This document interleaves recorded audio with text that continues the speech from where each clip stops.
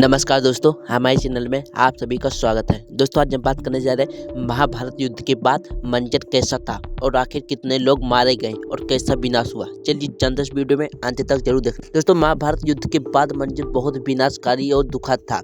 युद्ध में लगभग संपूर्ण पुरुष आबादी समाप्त हो गई थी और जो बच गए थे वो गहरे शोक और पश्चाताप में डूब गए। महाभारत का युद्ध 18 दिनों तक चला। इस भीषण युद्ध में लाखों योद्धा मारे गए और भारतीय उपमहाद्वीप के लगभग 80% पुरुष आबादी खत्म हो गई थी, जिससे हर राज्य में उत्तराधिकारी के संकट पैदा हो गया था। दोस्तों इस युद्ध में विजय के बाद युधिष्ठिर को हस्तिनापुर का राजा बनाया गया। पांडवों ने 36 वर्षों तक धर्मपूर्वक शासन किया, लेकिन हमेशा इस नरसंहार बोझ तले दबे रहे। दोस्तों अपने 100 पुत्रों से मृत्यु से दुखी गांधारी ने भगवान श्री कृष्ण को श्राप दिया, जिस प्रकार तुमने कौरवों के वंश का नाश, उसी प्रकार श्री कृष्ण के यदुवंशी का भी अंत होगा। दोस्तों गांधारी के श्राप के प्रभाव से 36 साल बाद यदुवंशी आपस में गृह युद्ध करके मारे गए।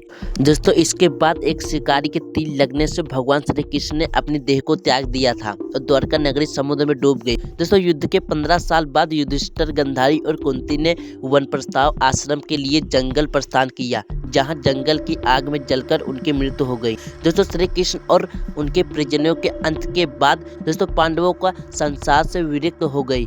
उन्होंने राजपाट अर्जुन के पोते परीक्षित को सौंप दिया और द्रौपदी के साथ स्वर्ग जाने के लिए हिमालय की ओर अपनी अंतिम यात्रा महाप्रस्थान शुरू किया। इस यात्रा में युधिष्ठिर को छोड़कर बाकी सभी एक करके अपने पापों का अहंकार के कारण रास्ते में ही गिर पड़े और उनकी मृत्यु हो गई। दोस्तों महाभारत के युद्ध में मारे गए लोगों की संख्या को लगभग अलग अलग आंकड़े मिलते हैं, लेकिन मुख्य रूप से 1,66,00,000 से ज्यादा बताया जाता है, जिसमें कौरव और पांडव दोनों सेनाओं के लाखों योद्धा और अन्य देश के शामिल थे, जो इसे इस युद्ध के इतिहास का सबसे बड़ा और भयानक माना